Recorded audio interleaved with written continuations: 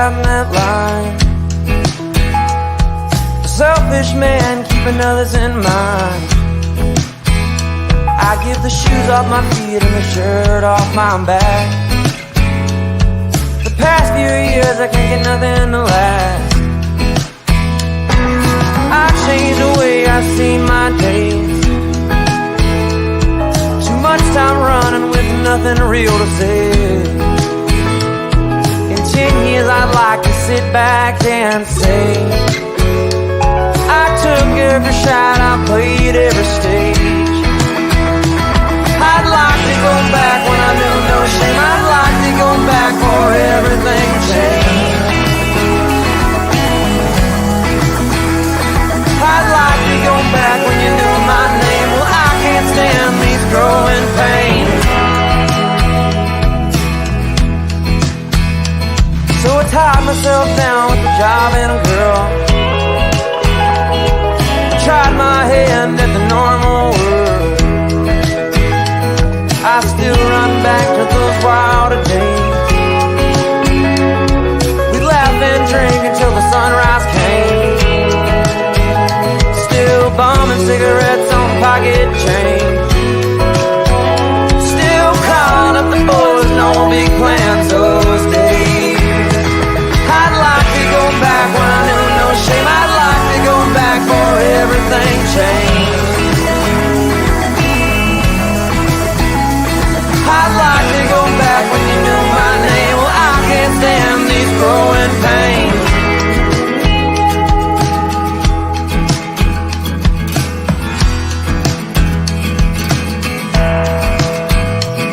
I'd like to go back when I knew no shame. I'd like to go back for everything changed. I'd like to go back when you knew my name. Well, I can't stand these growing pains.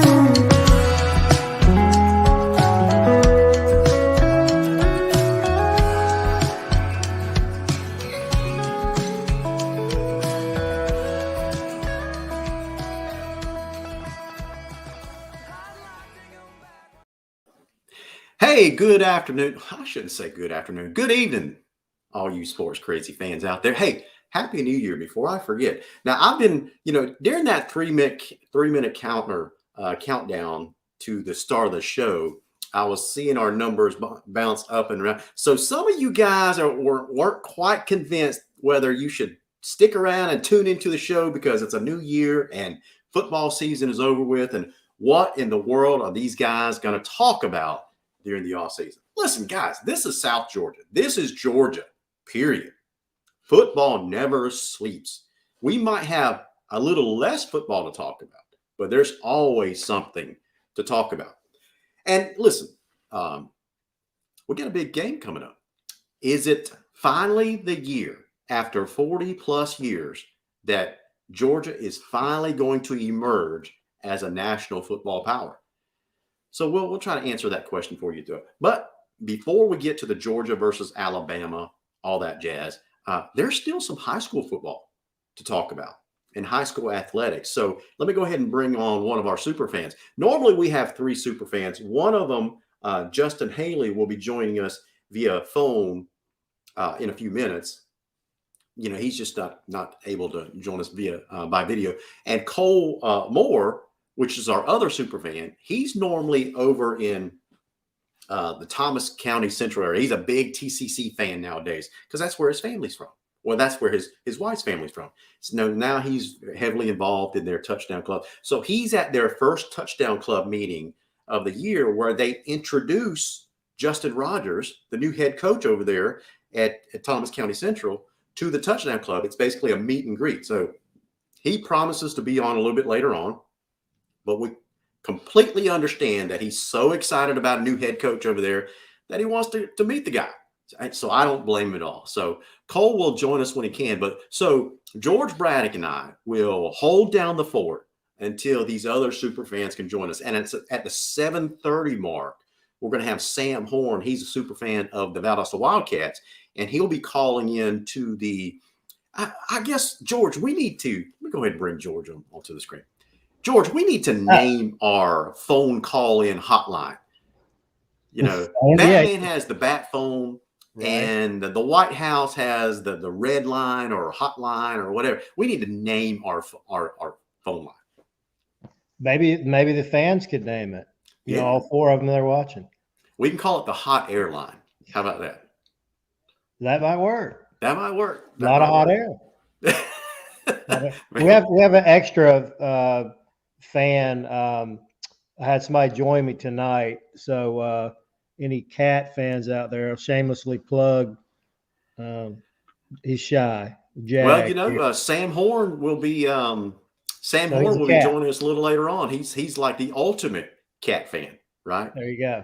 So any cat fans out there, we got one on board tonight, helping us pull the sled for a little while. Yeah, right, Jag. Hey, my daughter. I think this is the first time she's tuning into the show. She is tuning in tonight, and she's already starting to throw shade at our show here. She says that's too long of a name. You got to come. You know, these kids nowadays, George. You got to come up with something quick and snappy. What's too long? The pregame blitz? No, when we're trying to name the name of the line. Oh, yeah. Okay. We'll get it. We'll get it figured out. But I think we can lean on the fans to help too. Absolutely. Well, Tim Neesmith. I don't know if you know Stickman Tim Neesmith over here. He offers up this suggestion. He wants to call it the shady line. Okay, a lot of shade could get thrown on it. A lot of shade. That's right. If I remember right, Tim is one of our sponsors, right? Absolutely. I'm glad you brought that up. Let's talk about our sponsors. So that's a great segue, by the way. Hey, guys, this show wouldn't be possible, as well as our Thursday night Viking Nation show, if it wasn't for our sponsors. And so let me go ahead and thank those guys. It's the start of the year. So we want to thank Winn-Dixie for re-upping our sponsorship for this new year. Pepsi, Tim Neesmith, I'm just going to go ahead and count him in for re-upping. Tim, I'm going to call you tomorrow, by the way, about that. No pressure. So Tim heads up a company called A Shade of Perfection, where they specialize in custom shades and blinds and does a fantastic job. If you want to treat your window to some awesome custom shades and blinds, Tim Neesmith, A Shade of Perfection, is your guy. We'll also want to thank White Oak Investment and the Migraine and Spine Clinic of Valdosta, as well as Verizon Wireless on Perimeter Road. So anyway, Tim says, I need to send you a new check. That's right, Tim. I don't need a wreck. I need a check. Hey, let me just say something to Tim and those guys that do that for a living. Yeah. I personally today, my wife's a teacher. She's in pre-planning. I had to go and I attempted to hang a blind in a window that the blind was basically, all but destroyed. Yeah. And it's a simple task, you think. And I maimed that window and the case opening. It looked like someone shot it with birdshot by the time I got done trying to poke holes in it and put screws in it and hang that blind. So let the professionals do it. It's going to be painfully obvious one way or the other when someone comes over and sees your blinds. Listen, George, there's 2 types of husbands in this world, right? There's ones that try to do something on their own and mess it up royally. And then now you got to hire someone to fix what you messed up and then hire the professional to come in and do it the right way. Or the kind of husband that is smart and says, hey, let me go ahead and call in the professional. So that's what Tim Neesmith is. He's the professional. That's it. And those are one of those things where you need a pro to do it. Absolutely. You need to buy once and cry once and get it done. I like that. Buy once and cry once. Man, you are like the marketing genius tonight. Ben Beam says the hotline should be called the goal line. So great suggestions, man. The goal line. Keep it coming. The shade line. Yeah. I love it. I love it. Yeah. So listen, let's get to some of our topics tonight, because we do have a few topics to talk about. And one of them is, George, I call it silly season. And this is the time of year when all the rumors fly about coaching changes, whether they're real or made up. Some of the rumors are spot on. Mm-hmm. Some of the rumors are they just throw them out there. Right. That's right.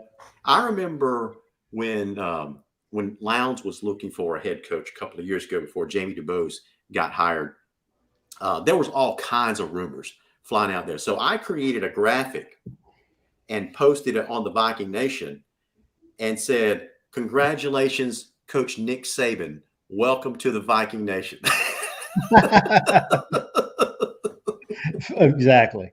So anyway, since he already wore the colors, might as well just move on over here to Lowndes County. It wouldn't be that hard. Yeah, absolutely. And it's Wintersville after all. I know. So before we get to some of the positions that are still vacant, that are looking for coaches, and we'll throw out some of the names that we've heard. Probably some of these names you guys have probably heard too, but we're going to revisit those. Some of the names that I've heard for these jobs, quite frankly, George, surprised me. They really did. So let's kind of rehash, because it was the end of the year when some of this stuff went down. Let's kind of revisit some of the programs that have hired coaches recently. The one right out of the gate is right up the road here from Valdosta, Cook County and Byron Slack. Yep. So let me ask you, thumbs up or thumbs down? I'm going to put you on the hot seat. Do you think Byron Slack is a good fit for Cook County? Well, immediately, I mean, he's a household name coming from a big program. I think it's an immediate win for Cook. You know, in years past, Larry, and especially back in the early 2000s, I remember Cook was a powerhouse. I didn't really follow them for a few years, but I just remember them being a really good program and having a good community support, and they were winning and things like that. I think it's a good win-win for Slack. He can come in and be in this geography and win. And if he aspires to move on up, I don't really know a lot about him age-wise and what his goals are, but I think it is a win-win. Yeah. Yeah, absolutely. Hey guys, we're doing something a little bit different with our show this year, and that's when we see a comment that is just either a profound comment or that it needs to be elaborated on. Maybe we identify it as a great comment. We're going to ask you to elaborate, and if let me just throw it out there. If you think that you are good enough and articulate enough to call into our line, we'll put you on the air, put you on what we call the PreGame Blitz hot seat, and we're going to give you 3 minutes. We're going to put a timer on the screen and give you 3 minutes to make your case on why you said what you said and why people should, lend you credibility. So here's the first one. Brandon Davis. Brandon, I think this is an outstanding comment that you just made. Brandon Davis says, Cook made a great hire, if you ask me. So, Brandon, here's my challenge to you. If you think they made a great hire, which I agree, I'm going to ask you to call in, and we're going to put you on the hot seat. We're going to give you 3 minutes to make your case on why Byron Slack is a good fit in Adel. And listen, guys, you don't have to if you don't want to, but I'm going to throw it out there. Here's the call-in line, 229-469-1205. So, guys, if you got what it takes, give us a call. So 229-469-1205. Now, George, you were talking, Abby Pearson says, call it the hotline. Don't overthink it, right? Keep it simple, stupid, right? The whole KISS principle in the sales profession. We already got the wheel. We don't need to, Don't reinvent it, right? Don't reinvent it. My daughter says to call it either the fumble or touchdown line. You know what? Here's what we're going to do. This is a great suggestion, but I'm going to take it a step further, George. For people that call in, they get put on the clock for 3 minutes, right? And at the end of 3 minutes, you're going to hear a buzzer go off. And then the people on the panel, it's me, you, Justin, and Cole, we're going to vote whether the person that called in gets a touchdown or they fumbled the ball. There you go. There you go. Larry, we love that idea. Already contributing. First show in, she's already making. Absolutely. In here. Love Absolutely. Wilbur Pelford says, Stickman will never adhere to the 3 minutes. Stick, you're right, because it takes him like 10 minutes just to introduce his name. So we were talking about Byron Slack up in Adel. And Brandon says it's a good fit. that Adele made a good. I think it is. I think it is, and here's why. They were 5-6 last season, and which is not great, but it's not awful. So that tells me, George, that they've got some talent to work with. They've got kind of a core, a nucleus of players to work with. They're not an 0-10 team. And one of those losses was a team like Ware County. I mean, Ware had an outstanding team last year. So Absolutely. One of those L's was they didn't shy away from. I don't know what their whole non-region schedule was, but I agree. Yeah, so let me tell you what their records were in the last 5 years. They were 5-6 this past season, 5-5 the year before, 4-8, 3-8, and 6-6 going back to Bobby Jones in 2017, and that spans 2 coaches in the last 5 years. So I think Byron Slack, one, I know a little bit about him because he was the defensive coordinator at Lowndes for a while. That's right. And one thing that he has going for him, he has charisma with kids. They really buy in. He really connects with his players. Yeah. And that's half the battle when it comes to high school ball. At least half, for sure. And especially if you have athletes, and they do. There's a steady stable up there in Adel. I'm convinced.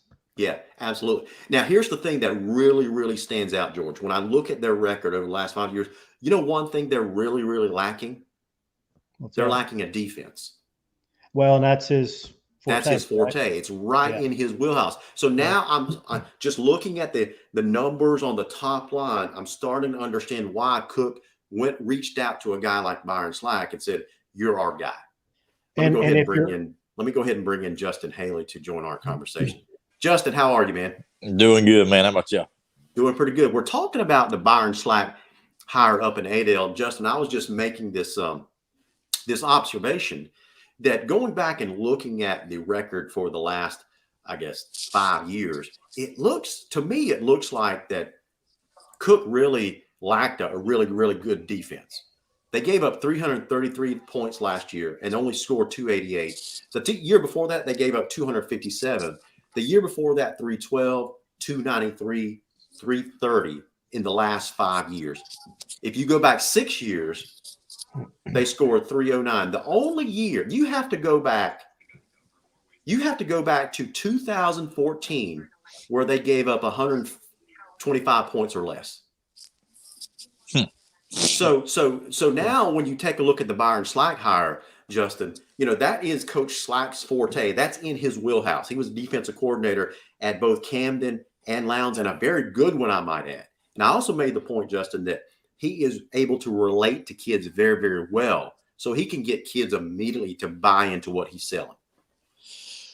Yeah, I didn't realize that Cook's defense had given up that much. I usually see the scores on Friday night and realize, their offense puts up a lot of points, but also didn't pay attention to the defensive stats. That's interesting. I think, like you said, his background and his pedigree, I think he should be able to come in there and do a better job and get the defense turned around. But at the same time, you got to assess what kind of talent you got there. Right. Cook doesn't have the Shannon Browns of back in the day at linebacker, running around and stuff like that. So I'm sure he'll turn it around. Probably get some more kids on, maybe to come out and field the team. It can't get much worse according to those stats you just told me. So. Well, hey, let me jump in here on this, Larry, real quick, and Justin. Let me just read you a few of the losses they toted last year. You ready? Okay. Ware County. Yeah. Brooks County. I believe they got a ring last year. That's right. All right. Berrien. Go big red. Home. Yeah. No, in all seriousness, Thomasville. Okay. And Fitzgerald. That's not, there's no shame in those losses. No. There's no shame in those losses. You're absolutely right. But if you take a look at those losses, man, if you take a look at those losses, how many points did they give up in those losses? A lot. Yeah, they did. Fitzgerald 46. They played Thomasville a lot tighter at 28. They gave up 28. Gave up 52 to Ware, but Ware's offense was off the chain this year. So, and that was game one. Yeah. So, but and then they gave up 42 to Brooks, which is listen, as a Berrien Rebel, I'm proud of the fact and kind of saddened at the same time that Berrien's only region win in the last 4 years is this past season, a win over Cook County 25-21, our natural rivals.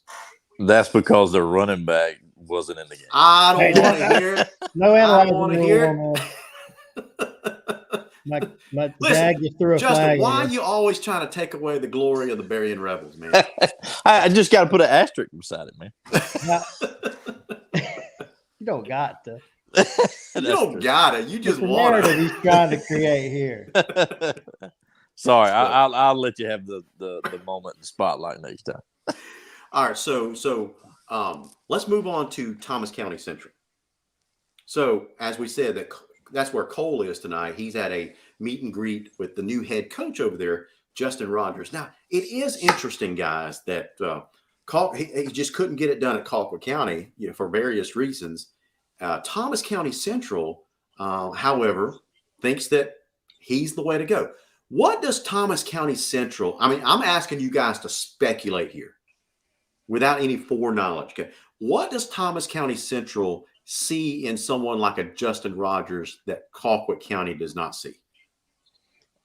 I would have to say first and foremost, the fan base isn't the Colquitt County fan base. And I'm just being, in the sense of, the Colquitt County fan base expected Justin Rogers to come in there and win, 3 state championships in the first, 2 years somehow. At first I think that's the biggest thing. I think that, Thomas County Central fans probably understand that what he did at Jones County and that what he's capable of in developing quarterbacks, and that they got one currently and improved their offense. That was the area they were messing up on this year. They couldn't score in the second half to save their life, seemed like. So he's an offensive mind, develops quarterbacks, does a good job with wide receivers, and the expectation for him to come in there and win a state championship, in the first 2 or 3 years isn't there like it was at Colquitt. You might have a point. They scored 243 points last year, but think of how many points they could have scored if they would have scored in the second half at all. Yeah. I mean, there's another 240. Exactly. So we're talking about, you brought up an interesting thing about the expectations here. George, you went through this with when Franklin Stevens left Ware County. Yeah. And Jason Strickland came in to Ware, so it was a down program when Franklin Stevens left the scene. So what were the expectations like in Ware County placed on Jason Strickland? Was it to win a championship immediately? You're going to give him time? What's the deal? Well, I think it was probably somewhere in between Colquitt and Thomas County Central's expectations. Yeah. We didn't expect 1 year one. But I think with who we had personnel-wise and skill player positions, we thought that he could, the first year would kind of get everybody, integrated into his offensive scheme. He went from an old wang tee to the wing tee from the gun, a little higher, faster-paced offenses. And Thomas, the quarterback, had to figure out his reads and all that. So, yeah, we were somewhere in between, I think, where TCC is. Polk could probably shed a little more light on the expectations, but I think we were more thinking, okay, year 2 and 3, because Thomas would have been Castellanos, the quarterback, would have been a junior by the second year, and we thought we had the talent to win. Yeah, I got you. So we see that Cole Moore is joining us. Cole, you feeling okay there, bud? Yeah, I'm doing tonight. Oh, yeah. We're doing good, man, but you got a terrible connection. You on the road, bud? Windstorm. He must be on the road or something. Well, let's be clear. He's not driving, and he's pulled over. He's not driving and talking on the phone. Well, he's got his video turned off and just audio only. That's right. So that's good. Hey, Cole, listen. Since you're on the move, we'll just give you the floor and give you a few minutes. So, what was it like to meet Justin Rogers, and what was your takeaway? Full of energy. He's very excited to be here. ready to get to work. Ready to get to work and get his system put in, and he's very excited and very confident. Actually, LG. Confident. Hey, Cole, hold on 1 second. We're going to try something new out on you. Okay, so you are part of that excited fan base over in Thomas County Central, right? And so your job tonight, we're going to give you 3 minutes. We're going to put you on the clock. Ooh. And give you 3 minutes to sell this audience on the new and improved Thomas County Central with Justin Rogers. You up for it?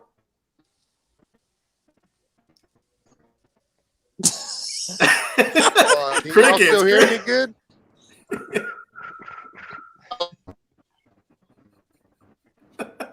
Always, all of a sudden, this connection went bad. That's those back rows. Cole, you there? I can't hear you. Hey, disconnect and call back in. Yeah. He's going to think about it a little bit and come back. He's going to think about it a little bit. we mentioned putting him on the 3 minute clock, and all of a sudden he's like, "What? Can you hear me now?" Yeah. Yeah, exactly right. So here's what this clock looks like. This is what the timer looks like. So it just starts a countdown. There we go. It's up there with George. Yeah. Trying to get my finger to do the right thing. Yeah, other hand. There you go. Hey, there it is. Right there. Isn't that cool? Yeah, I like it. And they can, that'll work. And they can see if they call into the here's Sam Horn, Mr. Wildcat himself. We're gonna put him on the clock. It's that Winn-Dixie chicken money at work right there. That's right. Hey, Sam Horn, how are you? Sam, listen, man. We appreciate you calling in. First of all, Happy New Year to you and the Valdosta Wildcats, the new improved Valdosta Wildcats, I should say. He just perked up. He said, "What are you talking about, Wildcats?" So, Sam, you out of here, bud? Sam, we're starting a new segment tonight. Okay, where we haven't named the segment yet, but here's how it works. So we have a fan call into the show, and you get put on the clock. It's almost like Shark Tank meets Around the Horn. Okay, so you get put on the clock, a 3 minute clock, and you get to sell us your program, the new improved Valdosta Wildcats. Why is the new coach the best thing since sliced bread? What is Valdosta going to do to improve this coming year? And what do you expect in the future for Valdosta? And so when at the end of your 3 minutes, the buzzer's going to go off, and the fans are going to vote whether or not you scored a touchdown or you fumbled the ball. Hey, you ready to go? All right, here you go. Hey, Larry, we're not, Justin and I aren't getting. Yeah, we can't hear you. We can't hear Sam at all. Oh, you can't hear Sam at all? We can't. I don't know if I don't know if the audience can or not. Right. I don't know if they can, but we certainly can't. Huh. Let me check with the audience here. Hey, audience, can you guys call Sam? Can you hear Sam? Jeff Dasher says he can't hear Sam at all. Mm-hmm. It must be, yeah. Huh. Well, I'm sure I'll figure it out after the show is over. So next week we will be featuring the Sam, I'm sure it's my fault because I can hear you just fine, but everybody else can't for some reason. So anyway, I'll get it figured out. And so anyway, man, this kind of sucks. I'll be honest with you. My daughter says, looks like that's an automatic fumble by the host. Oh, first turnover happens by us. First turnover of the year by LG himself. Ooh. Can y'all believe that? It's like a pick six, That's crazy, man.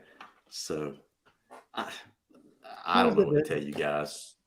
Everything looks like it's working. NFL career and threw a pick six on like the first pass. It was just last week or so. I'm sure it's something simple that I just haven't figured out yet. Don't know. It's that new LED lighting you got in the background. You noticed that. You're the first Yeah. one person that noticed it. Yeah, I noticed it, man. New little background setup. I like it. I didn't know you were a Bears guy. I saw the Bears helmet back there. Listen, I was a 1-year Bear fan only. 85? 1985. Yeah, I was too. Yeah. Did you do the Super Bowl shuffle? I did do the Super Bowl I shuffle, did too. and I was a huge Jim McMahon fan. Yes, So same here. Maybe not Sam, so much listen. when you moon the helicopter, but yeah. Sam, listen, I apologize, man, but no one can hear you except me. So we'll try it again next week once I get this dang tech stuff figured out. I'm sorry, man. All right, thanks, Sam, for calling in. See. Man, that stinks. Oh well, I I'd love to hear his take on Valdosta this year. That's right. Because they're back in the saddle as far as playoffs and all this. So here's what I'm going to do. Franklin Webb says, "Scoop and score." Right. Everybody's piling in tonight. Kenneth Hurst says, "Pick 6 on LG." Yeah. Man. All right, so I'm going to throw out the next topic and let you guys talk about it. And it's the Ashley Henderson hire. I mean, this is brand new information. Came out early today. The Ashley Henderson hire at Jasper County High School in Monticello, Georgia. So I'm going to take myself off the screen, check the tech stuff, and let you and Justin talk about whether or not this was a good hire and why you think it was either a home run or a mistake. All right? Well, Justin's clearly probably going to have more information on the program. I'll just say my piece would be I would wonder with that program and their lack of success in the recent, I'd say 5 or 6 years, I don't think they've sniffed a 500 record. The liability column for him would be what happens if he doesn't produce there. And I wonder if he would have been better suited to try to take like an OC position at a bigger school or something like that. But Justin, I would defer to you. I think you probably have a lot more insight and info on that situation. No, yeah. As far as Monticello is concerned, or I think the correct term now is Jasper County. They don't want to be called Monticello, but they're in the region for Dodge County, or have been at least. And when I tell you a 2A school that struggles even to put enough players together to get on the field, that's the epitome of Jasper County. And I don't think won a game last year. They're just 0-10. Yeah, they're unfortunately, it doesn't matter who you put there as a coach, they are just going to be they just don't have the player turnout and they don't have the athlete. So I'm really having a hard time understanding to an extent. He applied for multiple head coaching jobs in the South, and nobody he was nobody's first choice. So I guess he wanted to be a head coach so bad. He could go there, and there is absolutely no expectations there. There just is none. I mean, you can't go with it.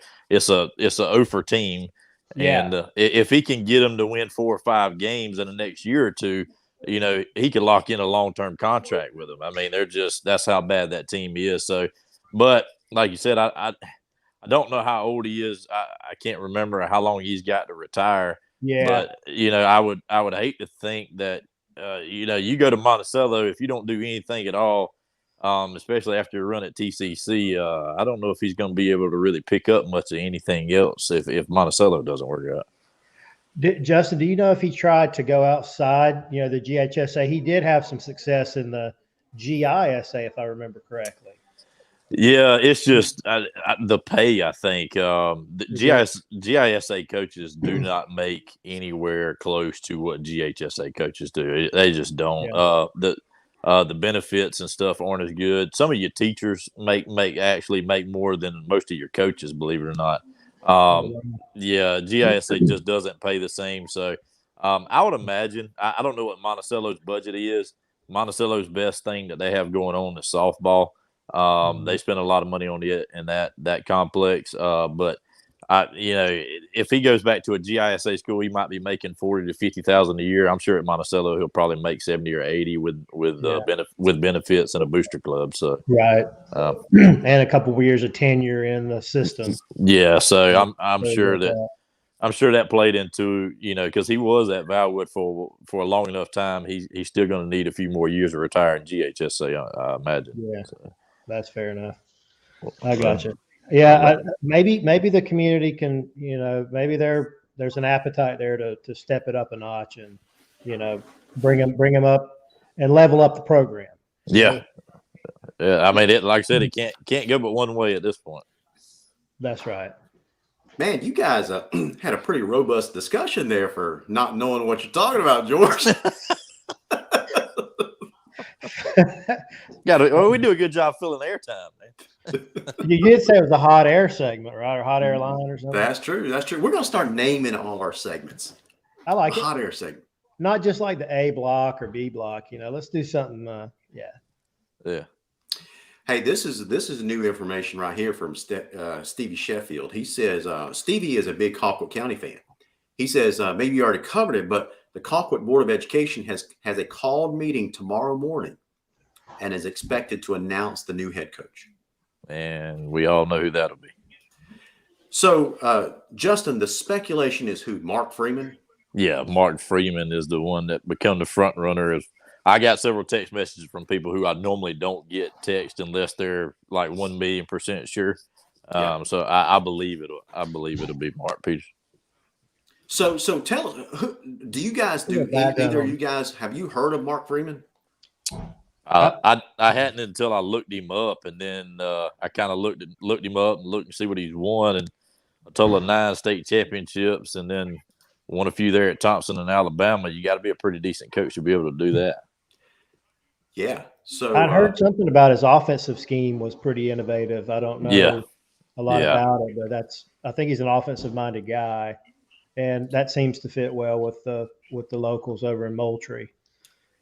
Yeah. So, he kind of debunks the whole myth that if a coach comes from a private school that he can't win at the biggest levels, the highest levels. But that's exactly what this guy's done. Yep. He started at a private school, won several state championships, and then went on and advanced his career. And man, has he been on a run ever since. But if you look at how he done it, and I know I pick on him a lot, and I'm just using him as an example. Look at how he done it and progressed through the ranks of the public school system versus he's the only one I can really compare to is Ashley Henderson jumping from GISA to a 4A public school. He took his time and went through a little bit of progression there and got used to the public school system, and then was able to start reeling off a ton of wins and get those state championships. There's several in the state of Georgia I think could have done the same thing. Barney Hester up at Tapnell Square Academy here in Georgia won 12 state championships there, and then went on to take Howard, who nobody wanted that job, and had their first ever winning season in 2 years. So there's coaches that can do it, and I think Mark has definitely proven himself to be able to do it in public school. Now here's the interesting wrinkle. Stevie Sheffield says this. He says, I heard from someone close to the program that it is not Freeman, but Justin Haley has a pretty good record at picking these things. Hey, it may not be. If he, like I said, I just got a couple of texts kind of saying it was him, but as you guys know, I kind of told y'all I took a break for a while and kind of just keeping up with things, and so it honestly may not be him. They could throw another total curveball in there. Well, if they end up hiring this guy, I think it's a home run, a grand slam hire based on his track record. The guy is 152 and 35. That's an 81% winning record. Yeah. that is amazing. Yeah. But I know it's not going to be Rodemaker, so I'm unsure who else is there. Are we going to cover that one? Yeah. Okay. In the last just the last thing I'll say about Freeman, in the last 5 years, he took over this program in 2015, went 5-5, and then 5-5 again the next year. And then from there on out, starting in 2017, he has totally turned that program around. He went 12-1, 11-2, 12-1, 14-0, and 13-1. Here's a little bit of trivia. No. Do you guys know who he beat in 2020 to win the state championship in Alabama? Hoover. I mean, that's the only. No, I'm sorry. Not 2020. In 2019. Opelika. I don't know. No idea. So I'm pulling it up right now just to make sure. It was Jamie DuBose and Central Phoenix City. Interesting. There's a little history there. The year before, Jamie DuBose beat him in the state championship game. That's going to be interesting if he. I mean, these two already know each other on the field as rivals, and now if they're going to be region rivals again, this is going to be fun. And then you throw in the old cat down in Kingsland, Jeff Herron, and you got all kind of pride trading blows, and Felton, of course, at Valdosta. Absolutely. So Region 7A, all of a sudden, could become the most entertaining region in the state with all these backstories. Yeah, 100%. So Ben Beam is he's a big Northside fan. He is convinced that it is going to be Matt DeBuck, the Cardinal Gibbons head coach down in, I guess, Lakeland, Florida, or Fort Lauderdale. Yeah. Okay.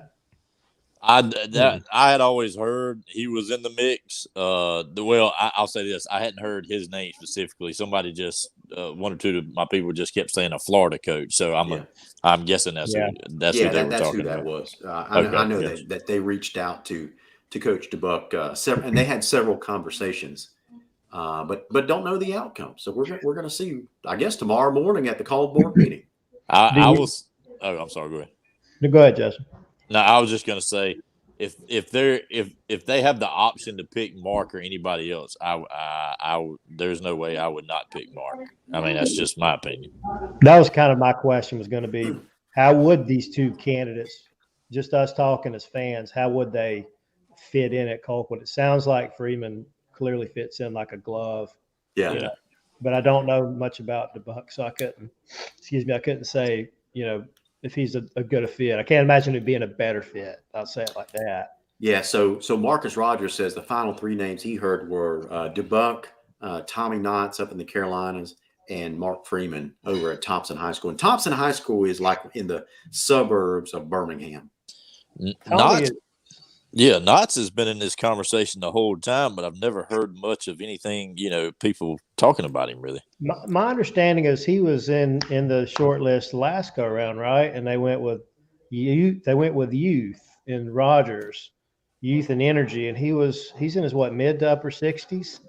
Yeah, he's on that. So the question may be, is that where they want to go at this time? I mean, what Saban's 70s? What 70s? I mean, coaches can coach on up in there, but I'm not sure I just don't see that one. That's right. So listen, let's just move on because I got a couple more topics because we definitely have to talk about the Georgia-Alabama game tonight. So I want to make sure we leave plenty of time for that. But before we get there, guys, there's a couple more jobs. One is, Justin, do we know if Hoko has hired a coach? There's no, not yet. As of they hired. I'm sorry, I don't know if they've officially announced it or not yet, but it was the offensive coordinator for Warner Robins. Oh, okay. Oh, that's right. He was supposed to be taking several assistant coaches with him, right? Yeah, he was, and then as I said the whole time, Westbrook was going to Westlake. I think when that just dismantled. I think that was one of the reasons why I believe Westbrook will end up staying at Warner Robins. Gotcha. What happened there? Was there something that derailed that? I mean, obviously doesn't sound like it's going to happen. My understanding is he wanted to take a couple of those guys with him and he couldn't, but then also his daughter is, I think, 2 years from graduating and really loves being at Warner Robins. So I think that played a big factor in it. Maybe he squeezed Warner Robins for a little more money. I mean, 5 straight state titles. Are you kidding me? But at least game appearances, They pay terrible in Houston County is the problem. I can't get that. Yeah, Ben has confirmed that they officially hired the Warner Robins offensive coordinator. Okay. Yeah, that's right. Thank you, So, Ben. so that takes him on. Now, the other intriguing job, and normally people don't talk about Bacon County and Alma, Georgia, when it comes to football prowess, right? But this job has gotten a lot of attention during Really the has. offseason because some of the names of coaches that are attached to it, or at least we've heard has reached out to the Bacon County administration folks. So, you know, we've heard names, and guys, this is all completely speculation. So if you say Larry said, just remember the disclaimer is this was speculation. So guys, the names that we've heard surrounding this thing were guys like Rush Probst, Alan Rodemaker, Ashley Henderson. That was a Ingram, Coach Joel Ingram from Washington. Yeah, that's right. Yeah. And so there was some big names being thrown out there. So we don't know if any of this is true, but some big names being thrown out there. And so now that it's the first of the year, I would expect Bacon probably go ahead and get the coal fires burning, if you will, and go ahead and make a hire. And it sounds like Colquitt County is about to make an announcement tomorrow at their called board meeting, which would make sense because their next regularly scheduled board meeting, Colquitt County, is January 31st. So it would make sense that they would do a called meeting. That's right. Well, the only thing I've sworn not to say anything, but the only thing I will say is that you'll know something on Bacon County who the head coach is next week for sure. So okay, I got you. The only other thing that we had out there was Wayne County hired Jabo Shaw. Yep. Mm-hmm.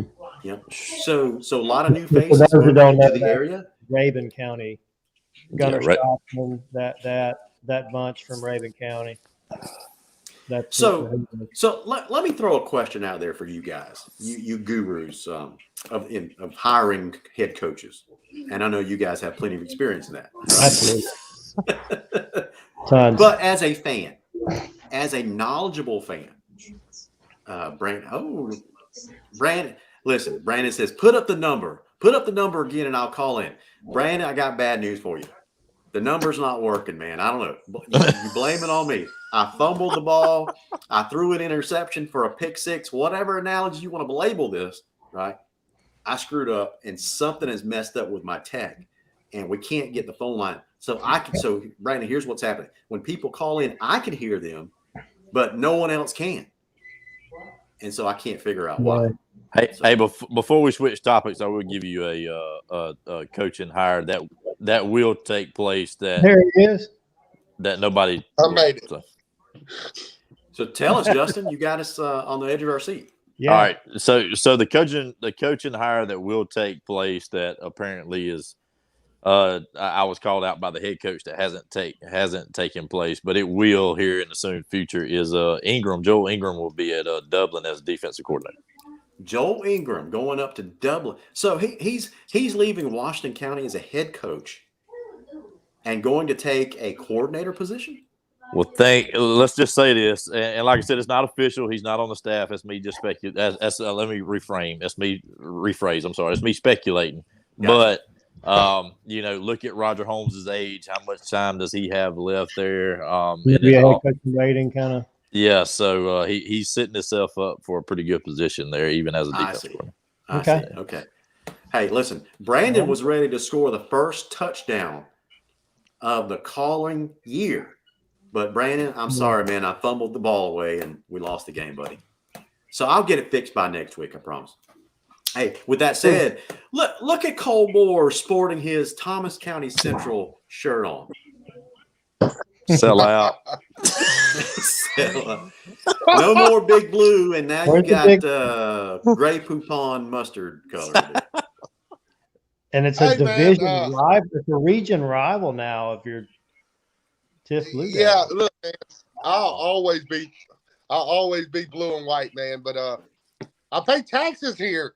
Come on, man, give me a break. Listen, all I want to know is. Now, Larry already told us it's because your wife's side lives over there, so we see how you roll. Hey man, happy wife, happy life, right? 100%. Absolutely. Listen, all I want to know is when TCC and Tiff County meets on the field and plays that region game next year, when it's for real, who is going to be, who is Cole Moore's heart going to be rooting for? My heart? Well, come on, Big the blue heart, all you know. day. Big blue all day, but You gonna be wearing that shirt though, right? no, I'm gonna wear a neutral. I'm gonna you fidgeting. man. Look, man, it is what it is. My heart is always with Tiff County. Anybody that knows me knows that. But you know, it is what it is. But there's a lot of excitement in Thomas County. I will say that. I got a question. And did you ask him, am I allowed on a Thomas County Central sideline? No, I didn't. No, me. No, you should have no problem. It's in the county, Thomasville is the one that has a problem with. I didn't know if I was banned from the whole county or just the city. You just can't enter the city limits there, Justin. City limits. Okay, we'll stay. Well, the stadiums are really close together. That might be a problem. It's the city limits, man. The county will love you, man. Come on. Hey, I supported Rogers when he was at Colquitt. Listen, I backed him up. So. All I know is we might seriously, guys, we might have to think about starting a GoFundMe account to stabilize Cole's internet connection. Yes, I'll chip in $5. Yeah, I got 5 on it. Hey, man, we live in the boonies, man. Come on. I hear you, man. I hear you. Straight from the farm, baby. All right, so Justin, not Justin, but Cole, I've been dying to try this thing, man. So we're going to put you on the 3-minute timer. We're going to put you on the clock, man. You got to sell Justin Rogers. You got to pretend we are the Thomas County Central community, and you got to sell Justin Rogers to this community. So I'm going to put you on a 3-minute clock, and at the end of the 3 minutes, we're going to vote and tell whether you scored a touchdown or fumbled the ball. George, get your finger ready. God. I got right over there. All right, Cole, you're on the clock. Look, man, 5 seconds in. Justin Rogers is going to bring Thomas County Central. It's not a rebuild. We're coming back. Okay, winning record. He's won everywhere he's went. Colquitt County, Jones County, the last state championship. Offensive coordinator for Griffin. He was there. Think about it.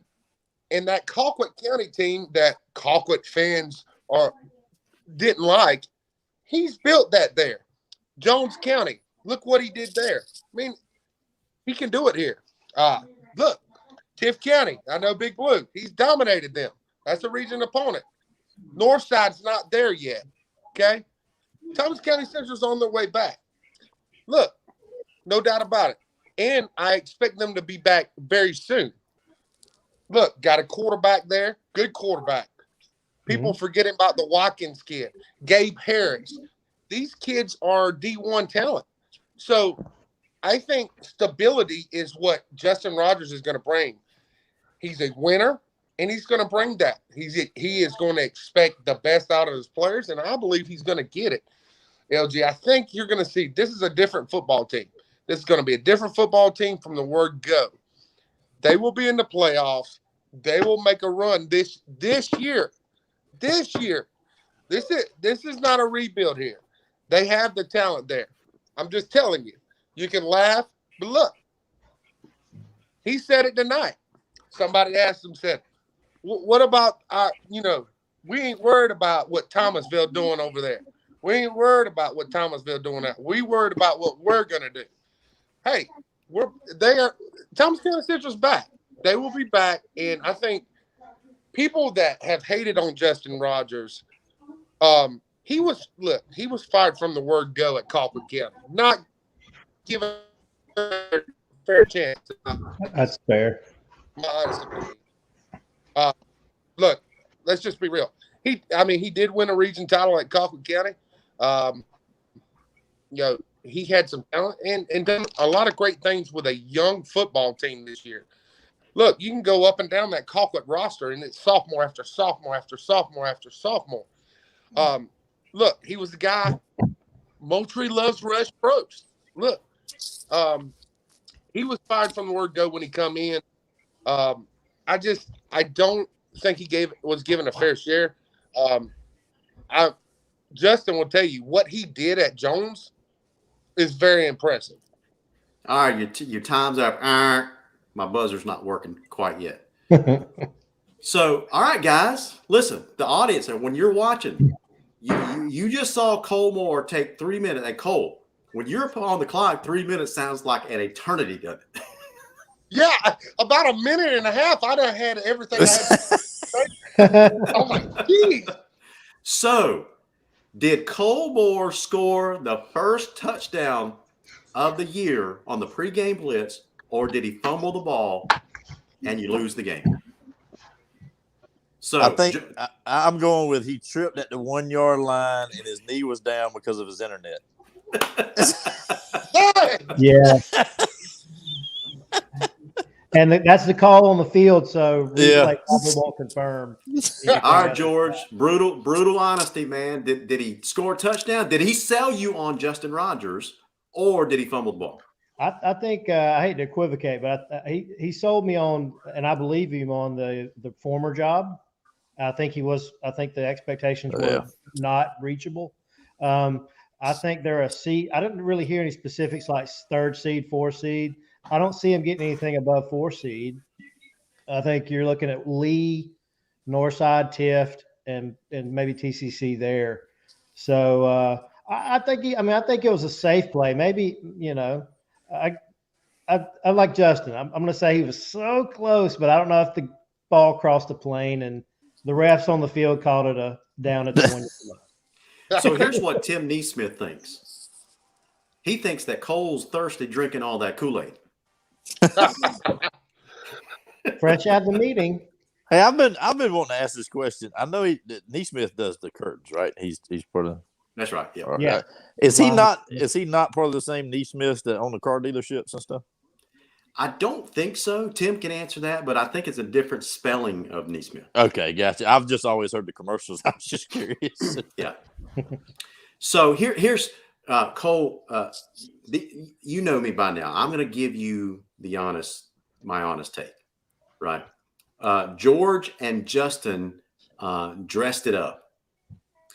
What I heard you say was Justin Rogers is going to do a good job, and you took 3 minutes to say the same thing over and over. Well, it's too early to say that is Justin Rogers going to carry Thomas County Central and win a state title in the first 5 years. Right. So what I did not hear you say was why Justin Rogers is going to do a good job. We all know that he got screwed at Colquitt County. That fan base, they didn't buy into him and his program from the very beginning. He was doomed to fail there. We know that. Mm-hmm. But why did Thomas County Central buy Justin Rogers? Was it because of his enthusiasm? Was it because of his innovative offensive schemes? Was it because of, he's relatable to the kids, that, all the things that you hear about coaches? That's just what I didn't hear from you. Sure. So that's why I'm going to agree with Justin. You were headed into the end zone, but you fumbled the ball away, and you pulled a Lee County on us against a Buford. Hey, but look, listen, Justin Rogers' ability to get great coaches on his staff has not stopped since he went to Thomas County Central. See, that's a great reason. The staff he is currently putting together is very, very good considering what Central, the downfall they've had in their program considered. I mean, it's a very, very good staff.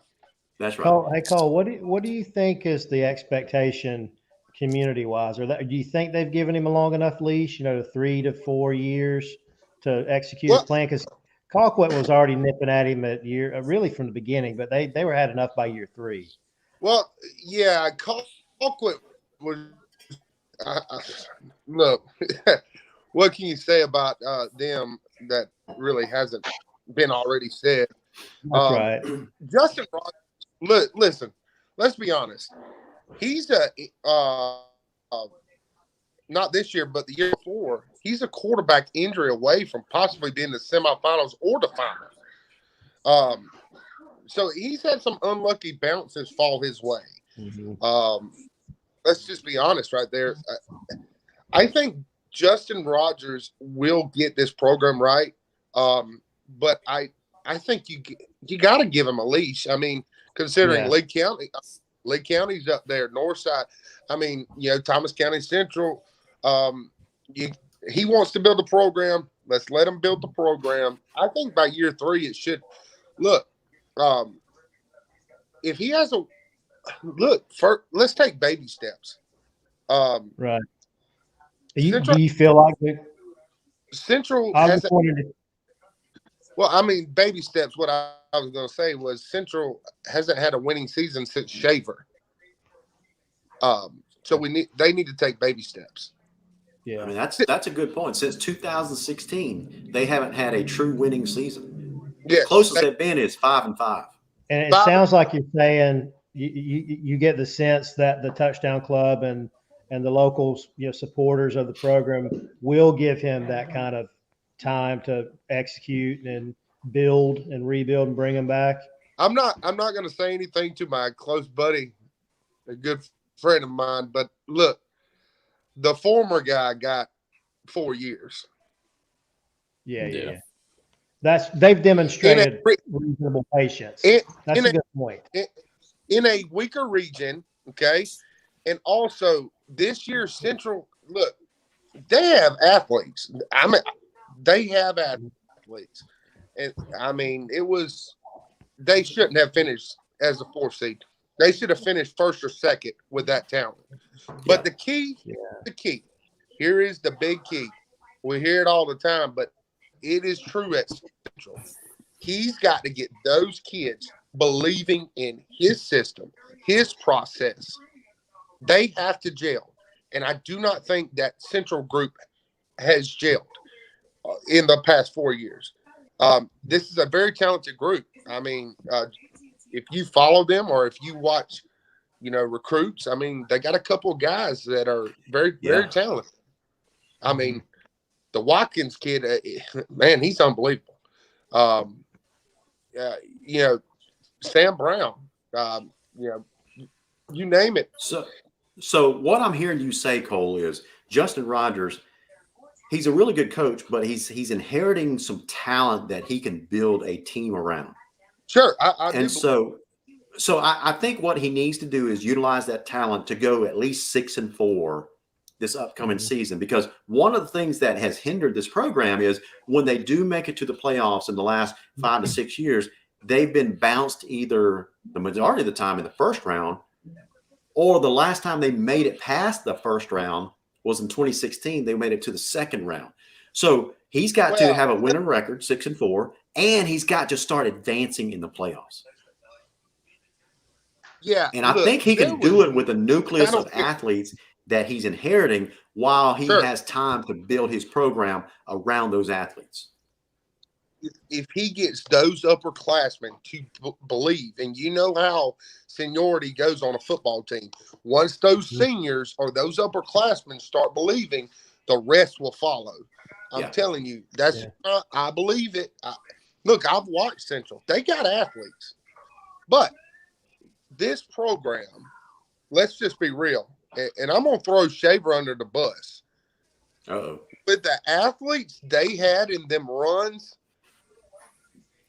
if there was no reason for them not to win a state title from 2000 to 2016, they had a lot of talent. If you go back in those times, Shaver got bounced early. Yeah. So listen, we gotta switch tracks here because we got a couple, maybe 3, 4, 5 minutes left in the program before we got to call it a night. But let's talk real quick about the Georgia-Alabama game. Hey, Cole, before we go there, is the first act first official act of the Justin Rogers era did he just change the team colors to blue and gray poupon? No, Ooh. this is gold. That is like the lightest color gold I've ever seen. Yeah, it's a light. It's probably It's the lighting. Huh? lighting. It's just the Cole. lighting. Okay, I got you. Okay. Cole, tell him if that Lowndes helmet that's in his background would have been used in that Collins Hill game, it'd be white and green right now. No, it'd be black and blue because how much of a beating. Man, Justin almost went a whole show without getting put in the penalty box. Man, oh man. Listen, that was last year. That was last year, Justin.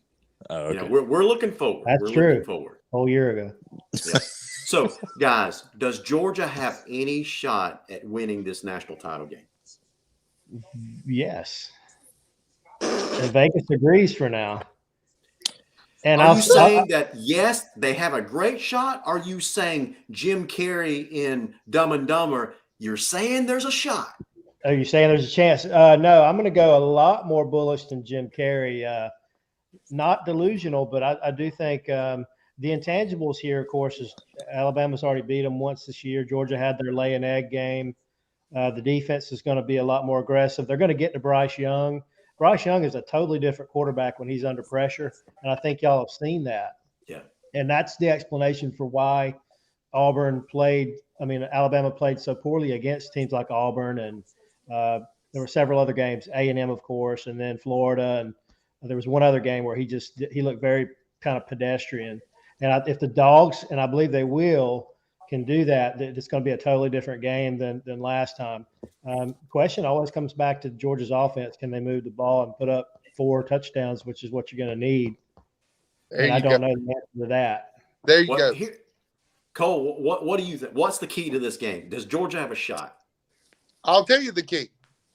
And I'm going to take my bias glasses off for a second. Stetson Bennett. There's your key. What do you mean by that? Can he play like he did against Michigan? Well, can he play like he did against Michigan, or is he the same quarterback that I think he is? And I've said it all year. I said in big games, you cannot rely on Stetson Bennett. Now, if he has a great game, yes. But and that might be a key, but listen, Kirby Smart versus Nick Saban is the real key. It's going to be one. Yeah. Both teams have great athletes. Georgia has this, probably, in my opinion, I know in my lifetime, the best defense I've ever seen in college football. But Kirby, oh little Kirby, can you beat Daddy Nick Saban? Uh-oh. Let me say something about Stat real quick before we move off of that. What I saw him do, and I'm from Blackshear, and he's from Blackshear, so there a little bit of homer here. What I saw him do against Michigan, and I think you'll agree, he trusted his legs more when he scrambled. He tucked the ball and said, "I'm gone. I'm out of here. I'm going to get that 5-10 yards. I'm going to get the first down." Whereas I saw him do this in high school. He would try to thread the ball into some 2%, probability pass, but usually wants to get picked off. Or I don't think he's going to do that against Alabama. When you have a guy named Will Anderson breathing down your neck, it's going to be pretty hard. Look, and I'm not hating on Stetson. I'm not hating on Stetson at all. Right. I want everybody to know that. Look, people like Stetson Bennett, Kyle Trask, those guys, it's a good story. It really is. But we're going to see Alabama. The key here, Alabama's going to make a run. Okay. Can Georgia counterpunch? Because when they got punched, when Alabama threw a haymaker in the second, when they ran on that crazy run, will Georgia fight back? So, Justin, what's your take on this? Seeing as how I don't pull for either team, but I do watch them. I'm just going to have to go with the fact that he's starting the wrong quarterback. I mean, Bennett should not be the starting quarterback. I'm sorry, he's not. This isn't. I watch Big Ten football because I'm a Nebraska fan. So Michigan had a great run defense throughout the year, but he's not, like, to your point of scrambling. He's not gonna be taking off scrambling against Michigan white kids in the national championship. So I mean, I'm just being honest. He needs it should be JT Daniels back there at quarterback to be able to hit the deep passes and to be able to open up the offense more. You don't need a mobile quarterback necessarily, but he needs to be able to hit the deep balls, and Bennett's just not been that person. Yeah. Hashtag Here's the key for me. I don't care what Alabama's defense does. I don't care what Georgia's running backs do or anything like that. I do agree that Stetson Bennett is the key to this game, but here's my take on it. When he feels pressure, not the pressure from the Alabama defense, but when he feels pressure from the opposing offense, which means when the opposing offense starts to get on that run like Cole was talking about, and you've seen this earlier in the year when it's a high pressure game and the other offense starts to at least look like they're scoring a lot of points, that puts pressure on Stetson Bennett, and his performance starts to drop because he has this internal pressure in his head. Like, now he knows that he's got to keep pace with the other team. So can he win a shootout with Alabama? I'm expecting Alabama to score a lot of points. Georgia's defense is going to play better than they did in the first game, but all they can do is slow down Alabama. They can't stop them. So Alabama's going to score more than 30 points in this game. Can Stetson Bennett keep pace, because he's the trigger puller for Georgia's offense, right? Can he have a banner night, but more importantly, can he keep that offense on pace with Alabama's offense, and Georgia find a break that Alabama makes a mistake in the fourth quarter and Stetson Bennett capitalizes? Because we saw this in the first game. Stetson Bennett had a pretty good game. If you take a look at his stats in the first game against Alabama, he had a pretty good game. But when he started feeling that pressure, that's when he started making some really, really bad decisions. And that's the pressure I'm talking about that comes from the other offense that I think gets into Stetson Bennett's head. Wilbur Pelfrey says, you need to put down that pipe, LG. I'm just telling it like it is, Wilbur. Well, that's what I do. Well, I'm just going to say this one thing, and me and my friends have talked about this with Georgia, because Georgia just talking. If I was a Georgia fan, the close game would bother me. Georgia's, all year long have really, beat people down. Alabama really wasn't a close game, honestly. So how does Stetson Bennett handle with the whole state of Georgia on his back? And what if he has to make a 2-minute drive to win Georgia the ball game? Right. I'm going to make a quick comparison that when I say this, y'all are going to have no idea where I'm going with this. But Stetson Bennett, no, it's a legit one. Stetson Bennett is the Trayvon Diggs of college football. And what I mean by that is Diggs is overhyped because he has that many interceptions. He has the Dallas Cowboys. Yes. Leave the boy alone now. Yeah, to say but not the brother in Minnesota. Not the brother. Yeah, I meant Diggs and the Cowboys. He leads the NFL in interceptions, and everybody looks at those amazing plays. But as far as cornerbacks are concerned, he has given up the most passing yards and man-on-man coverage than any other quarterback in the National Football League. And I think Stetson Bennett is comparable because you see the plays he makes at times against some of these good teams, but then you also don't see throughout those games those deep throws he makes or the bad decision he makes when he gets under pressure. Those are going to eventually outweigh the better things that he does, just like Diggs eventually, is going to be in a pressure situation. If he doesn't come up with that interception, he keeps giving up big yards. Yeah, absolutely. Listen, I'm a Georgia guy. George is a Georgia guy. And what I'm hoping is, many people call Stetson Bennett the mailman. I'm hoping in this particular game that he actually delivers the mail instead of wrecks the mail truck. That's what I'm hoping. Yeah. Well, my thing is, if y'all don't beat them this year, when will y'all beat Daddy Nick Saban? Well, Cole, when he listen, retires- you gotta being a Florida fan, Cole, you gotta give us props when it comes to Georgia in this area. Nick Saban and Alabama are the only team that remains as an obstacle for Georgia being recognized as a national power. Well, yeah, I mean, I said the national power. they're a national power, without arguing. I've said this to you privately. I think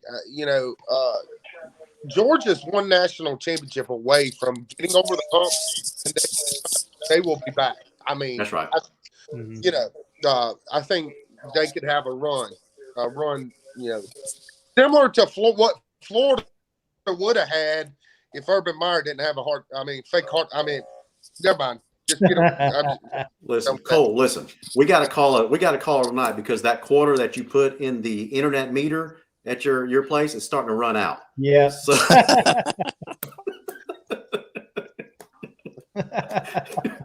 so we're gonna call it a night, guys. What's your final score? Georgia, Alabama. George, you go first. Gosh, I'll go. I'll give Jack Podleski a field goal or two. I'll say 38-31, Georgia. Okay. Cole? 32-28, Alabama. Oh, man, it's too late in the show to put you in the penalty box, so I'll let you pass on that one. Justin? 28-24, Alabama. Oh, my God. Everybody's got it fairly tight. That's right. Georgia, 35-31. There you go. I think Stetson Bennett delivers the mail, and he keeps pace with Alabama. Alabama does something uncharacteristic in the fourth quarter, fumbles the ball or something like that. Then Georgia has about 3 minutes left, and they get 2 first downs and runs out the clock and wins it 35-31. Boom. Man, you are as optimistic as when Lambs play Collins Hill. I'll give you that. The Braves did it earlier last year, so this is the year. So anyway, guys, as always, fun show. Thank you so much. We'll talk again, I'm sure. Guys, that's the show for tonight. You've been watching PreGame Blitz. Happy New Year to all of you. Hope everything that you set out for yourselves as far as New Year's resolutions or goals comes true in 2022. Let's hope this COVID stuff eventually goes away. We can all get back to our normal lives. You've been watching the PreGame Blitz, and you guys have a great night. We'll see you guys next week. See you.